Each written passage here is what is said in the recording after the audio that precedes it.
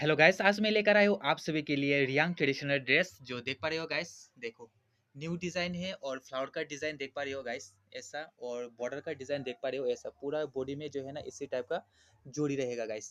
तो मैं अच्छे से दिखाऊंगा। चैनल पर नया है तो लाइक सब्सक्राइब और शेयर कर देना। चलो गाइस मैं दिखाता हूँ अच्छे से। अभी जो देख पा रही हो ये है रियांग का ट्रेडिशनल ड्रेस, यानी कि ये वाला रिकना ही है। नीचे का मेखला और बॉर्डर का डिज़ाइन जो देख पा रही हो ये नया है गाइस, अभी ट्रेंडिंग में चल रहा है।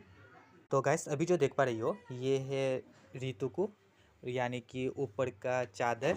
देखो गाइस, ये वाला है नीचे का मेखला और ये वाला है ऊपर का चादर। और हम लोग त्रिपुरा का यहाँ का जो रिकनाई बोलते हैं, और ये वाला रितुकु है गाइस। तो गाइस कैसा लग रहा है आप लोग कमेंट करके बताना। इसी टाइप का आप लोग लेना चाहते हो तो मुझे व्हाट्सअप कॉन्टेक्ट कर सकते हो। मैं डिस्क्रिप्शन में मैं व्हाट्सअप कॉन्टेक्ट दे दूँगा गाइस।